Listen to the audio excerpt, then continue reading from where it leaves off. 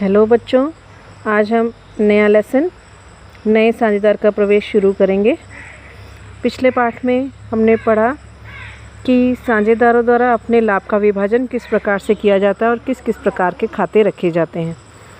आज हम पढ़ेंगे कि एक नए साझेदार के प्रवेश के समय किस प्रकार के खाते बनाए जाते हैं।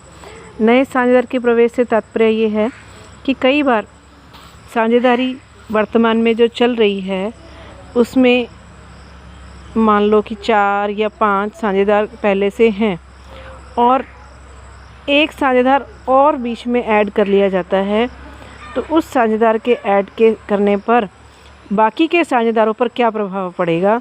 बाकी के साझेदारों के जो लाभ का विभाजन था, उनका जो अनुपात था वो चेंज हो जाएगा, बदल जाएगा। उस लाभ विभाजन अनुपात के परिवर्तन होने से और क्या क्या चीज़ों पर प्रभाव पड़ेगा और नए साझेदार के आने से एक तो उनके लाभ विभाजन अनुपात में परिवर्तन होगा, जिससे उनके सभी प्रकार के खाते जो पहले से चल रहे हैं उनको वहीं पर बंद करके और आने वाले साझेदार की तिथि से, उस तिथि से सारे खाते नए से बनाए जाएंगे और नए सिरे से लाभ या हानि का अनुपात जो विभाजन है वो किया जाएगा। तो हम पढ़ेंगे साझेदारी फर्म का पुनर्गठन। पुनर्गठन मतलब कोई भी चल रही साझेदारी को जब हम उसमें कुछ भी परिवर्तन करते हैं तो वो पुनर्गठन कहलाता है। वो परिवर्तन कई तरह से हो सकता है। सबसे पहले नए साझेदार के प्रवेश पर, जब कोई नया साझेदार और आ जाता है, वर्तमान साझेदार के मध्य लाभ विभाजन अनुपात में परिवर्तन होने पर भी, कि हमने कोई नया साझेदार बीच में ऐड नहीं किया, कोई साझेदार छोड़कर नहीं गया, लेकिन जो चल रहे साझेदार हैं पहले मान लो कि बराबर बराबर बांट रहे थे, अब वो लाभ विभाजन को किसी अन्य अनुपात में बांटना चाहते हैं, तो इस परिवर्तन के होने पर भी ये माना जाएगा कि पूरी साझेदारी का ही पुनर्गठन कर दिया गया है। वर्तमान साझेदार के अवकाश ग्रहण करने पर जो 4 साझेदार या 5 साझेदार हैं उनमें से एक साझेदार छोड़कर चला जाता है, तो उस समय भी साझेदारी फर्म का पुनर्गठन होता है। साझेदार की मृत्यु होने पर जाना या मृत्यु हो जाना, दोनों ही कंडीशन में सेम स्थिति है। एक साझेदार कम हो जाता है। 2 साझेदारी फर्मों का एकीकरण होने पर, कई बार अलग अलग चल रही 2 साझेदारी फर्में भी एक साथ इकट्ठी हो जाती हैं, तो उनके साझेदारों की संख्या बदल जाती है, उनके लाभ विभाजन अनुपात बदल जाते हैं, तो पूरे साझेदारी फर्म का पुनर्गठन हो जाता है। इस लेसन में हम पढ़ेंगे नए साझेदार का प्रवेश। नए साझेदार के प्रवेश के समय क्या क्या किस किस तरह से एंट्रीज की जाती हैं। नए साझेदार के प्रवेश का अर्थ है कि साझेदारी के व्यवसाय में नए सदस्य का स्वामी के रूप में प्रवेश करना और साझेदारों की संख्या में वृद्धि होना। भारतीय साझेदारी अधिनियम 1932 की धारा 31 के अनुसार वर्तमान साझेदारों की सहमति से ही एक नए व्यक्ति को साझेदार बनाया जा सकता है। ये बात ध्यान रखना कि कोई भी नया साझेदार तभी आ सकता है जब पुराने सभी साझेदार सहमत हों। एक नया साझेदार बनने के बाद फर्म द्वारा किए गए समस्त कार्यों के लिए वो उत्तरदायी हो जाता है, परंतु वह साझेदार बनने से पूर्व फर्म द्वारा किए गए कार्य के लिए उत्तरदायी नहीं होता। मतलब समझो इस बात का कि जब वो साझेदार बनता है, मान लो कि 1 जुलाई को वो साझेदार बनता है, तो 1 जुलाई के बाद जो भी काम होंगे वो सारे कामों के लिए तो वो साझेदार जिम्मेदार होगा, लेकिन 1 जुलाई से पहले किए गए किसी भी कार्य के लिए वो जिम्मेदार नहीं, क्योंकि वो कब आया है, 1 जुलाई को। अब है नए साझेदार के अधिकार। एक नए साझेदार को क्या क्या अधिकार प्राप्त होते हैं। फर्म की संपत्तियों में हिस्सा प्राप्त करने का अधिकार, फर्म के लाभों में हिस्सा प्राप्त करने का अधिकार, भावी लाभों में, पुराने लाभों में नहीं। जो पुराने लाभ हैं वो किनके हैं, पुराने साझेदारों के हैं। संपत्तियों में हिस्सा प्राप्त करने का अधिकार, और जो नया साझेदार जो राशि लाएगा वो उसकी पूंजी होती है, और लाभों में हिस्सा प्राप्त करने के लिए धनराशि लाता है, उसे हम कहते हैं ख्याति, गुडविल या प्रीमियम। अब है साझेदार के प्रवेश के समय क्या क्या समायोजन किए जाएंगे, क्या क्या एडजस्टमेंट्स की जाएंगी। सबसे पहले नए लाभ विभाजन अनुपात की गणना की जाएगी। फिर त्याग अनुपात। देखो, जब कोई नया साझेदार आएगा उसको कुछ ना कुछ मिलेगा, लाभ में उसको कुछ ना कुछ मिलेगा, जो मिलेगा वो पुराने साझेदारों के हिस्से में से कम हो जाएगा। नए साझेदार को मिल रहा है तो पुराने साझेदार को कम मिल रहा है, उनका हिस्सा कट रहा है, तो जो उनका हिस्सा कट रहा है उसको हम बोलते हैं त्याग अनुपात।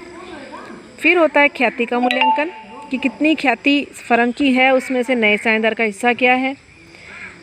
संपत्तियों का मूल्यांकन और दायित्वों का पुनर्धारण कि जो भी संपत्तियां या दायित्व फर्म के हैं उनका आज की डेट में क्या वैल्यू है, आज की डेट में क्या निर्धारण होगा, और संपत्तियों और दायित्वों का पुनर्निर्धारण किया जाता है। उसके बाद जो संचय हैं, जनरल रिजर्व है या अवितरित लाभ है या हानियां हैं, उनका समायोजन किया जाता है, उनको साझेदारों में बांटा जाता है पुराने साझेदारों में, क्योंकि जो जितने भी संचित लाभ हैं वो किनके हैं पुराने साझेदार, क्योंकि वो संचय के अंदर लाभों में से ही राशि हस्तांतरित की जाती है और उन लाभों पर किनका अधिकार है, पुराने साझेदारों का, क्योंकि वो पुराने लाभों में से ट्रांसफ़र किए हुए पैसे हैं। और लास्ट आता है पूंजी का समायोजन। नए लाभ विभाजन अनुपात और त्याग अनुपात की गणना। जब भी नया साझेदार आएगा तो सबसे पहले नए लाभ विभाजन अनुपात या त्याग अनुपात की गणना की जाएगी। नया लाभ विभाजन अनुपात कैसे कैलकुलेट किया जाएगा। नए साझेदार सहित सभी साझेदार जिस अनुपात में नया लाभ विभाजन जिस अनुपात में फर्म के लाभों को आपस में बांटते हैं उसे नया लाभ विभाजन अनुपात कहते हैं। नया साझेदार अपने लाभ का हिस्सा किससे प्राप्त करता है, पुराने साझेदारों से प्राप्त करता है। इस कारण उसका लाभ विभाजन अनुपात परिवर्तित हो जाता है, अतः नए लाभ विभाजन अनुपात की गणना की जाती है। त्याग अनुपात। त्याग अनुपात नए साझेदार के प्रवेश के समय पुराने साझेदार जो हिस्सा छोड़ते हैं उसे हम त्याग अनुपात कहते हैं, और जो ख्याति का बंटवारा त्याग अनुपात में किया जाता है। लेकिन अब बात ये आती है कि त्याग अनुपात की गणना कैसे करोगे। त्याग अनुपात की गणना की जाती है पुराना लाभ विभाजन अनुपात माइनस नया लाभ विभाजन अनुपात। जो पुराना था उसमें से नए को हम माइनस कर देते हैं। अगर आपको क्वेश्चन के अंदर दो चीज़ें दी होंगी, या तो नया लाभ विभाजन अनुपात और पुराना लाभ विभाजन, जिससे आप त्याग अनुपात निकाल लोगे, या फिर आपको दिया होगा नया लाभ विभाजन अनुपात और पुराना लाभ विभाजन अनुपात और त्याग अनुपात, उससे आप नया लाभ विभाजन अनुपात की गणना कर सकते हो। दो चीज़ें दी होंगी, जो नहीं दी होगी उसकी गणना आप कर लोगे दो से। अगर आपको नया लाभ विभाजन अनुपात निकालना है तो आप निकालोगे पुराना लाभ विभाजन अनुपात माइनस त्याग का अनुपात। जैसे अभी एक क्वेश्चन देखो, इससे आपको समझ में आ जाएगा। जब प्रश्न में केवल नए साझेदार का अनुपात दिया हो, कई तरह से गणना हो सकती है। पहला तरीका है जब आपको सिर्फ नए साझेदार का अनुपात दिया, नया अनुपात दिया है, आपको निकालना है। देखो क्वेश्चन देखो, ए और बी फर्म के साझेदार हैं जो 3:1 में लाभ विभाजन अनुपात करते हैं, लाभ विभाजन करते हैं। सी लाभ में 1/4 हिस्से के लिए प्रवेश करता है। नया लाभ विभाजन अनुपात और त्याग अनुपात ज्ञात करो। तो आपको निकालना है, मान लो कि पूरी फर्म का लाभ कितना है 1, सी का हिस्सा कितना है 1/4। अब सी को मिल रहा है 1/4, तो बाकी साझेदारों का क्या बचा, हमें नहीं पता उनको नया क्या मिल रहा है। पुराना पता है हमें, नया नहीं पता है ना, तो नया कैसे निकालोगे। फर्म का लाभ था 1, उसमें से सी को क्या मिल रहा है 1/4, तो बाकी क्या बचेगा, शेष लाभ बच जाएगा। 1 में से 1/4 माइनस कर दो, कितना बच गया 3/4। मतलब ए और बी जो पुराने साझेदार हैं उनको मिलाकर कितना मिल रहा है 3/4।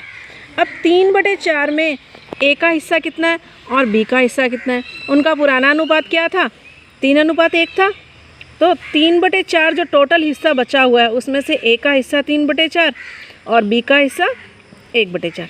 नए टोटल में से पुराने वाले लाभ विभाजन अनुपात में, पुराने वाला लाभ विभाजन अनुपात क्या था 3:1, मतलब 3/4 और 1/4। तो जो बचा हुआ हिस्सा था वो 3/4 था। 3/4 में ए का हिस्सा 3/4 गुना 3/4 9/16 और बी का हिस्सा 3/4 का 1/4 मतलब 3/16। तो अनुपात हो गया आपका ए का 9/16, बी का 3/16 और सी का 1/4। 1/4 को आपने 16 बनाना है, तो कैसे बनाओगे 4/4 से गुना कर दो। नीचे 16 बनाना है, किससे गुना करोगे 4 से गुना करोगे। तो 1 और 4 को दोनों को 4/4 से गुना कर दो तो वो बन जाएगा 4/16। तो 9, 3 और 4 का जो अनुपात जो है वो बन जाएगा। अब अगर आपने त्याग अनुपात निकालना है तो कैसे निकालोगे, पुराना माइनस नया। ए का पुराना अनुपात क्या था 3/4 और नया अनुपात क्या है उसका 9/16। ठीक है, उसको माइनस करोगे तो त्याग अनुपात आ जाएगा आपका 3/16। और इस तरह से बी का निकालोगे 1/4 माइनस 3/16 तो क्या आ जाएगा 1/16। तो त्याग अनुपात क्या आ गया 3:1।